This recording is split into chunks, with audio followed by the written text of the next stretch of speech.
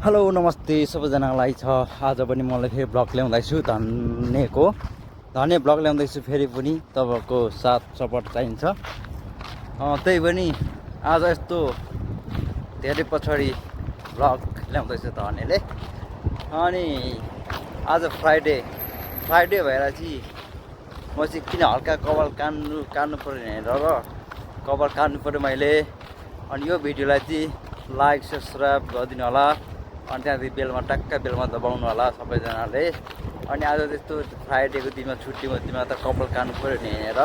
अनि कपाल काट्नु पऱ्यो मैले। अनि कपाल सबै काटेर टक्क हिरो बन्नु पऱ्यो नि ब्लग बनाउने मान्छेले त। अनि त्यही भएर हेर्नु त म मार्केटमा हिँड्दैछु। यो चाहिँ इन्डिया स्कुल भइहाल्यो होइन, यो इन्डिया स्कुल हो है। अनि त्यही भएर चाहिँ हौ पछि चाहिँ दाइले चाहिँ भिडियो बनाउँदैछ।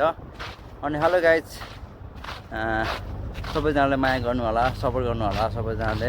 अनि फलो गरिदिनुहोस्। अनि घन्टीमा ट्याक्क घन्टी बजाउनुहोस् सबैजनाले। त्यसैले म बाटो हिँड्दैछ। यस्तो गर्मीमा पनि म भिडियो बनाउँदै बसेको छु।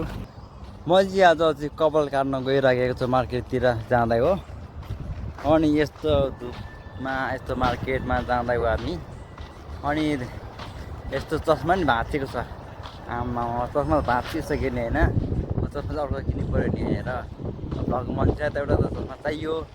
अनि त्यही भएर हामी यस्तो धेरै छ गर्मी छ। अनि धेरै गर्मी भएर चाहिँ हामी बाटोमा हिँड्दैछ। अनि गाडीले म डिस्टर्ब गरेँ फेरि। हेलो नमस्ते, हामी चाहिँ मार्केट घुमेर आइसक्यो। अब कपाल सबै काटिसक्यो मैले होइन। अब कपाल पनि काटिसकेको छ।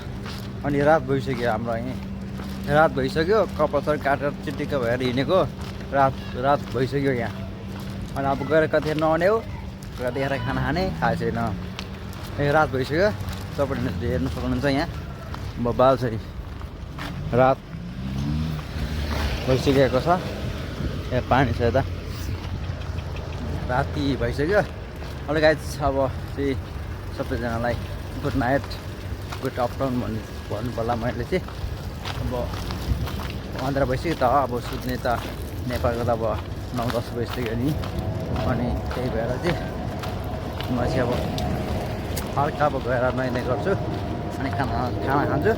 अनि सुतेर भोलि बिहान ड्युटी जान्छु। ओके बाई बाई, टाटा सबैजनालाई।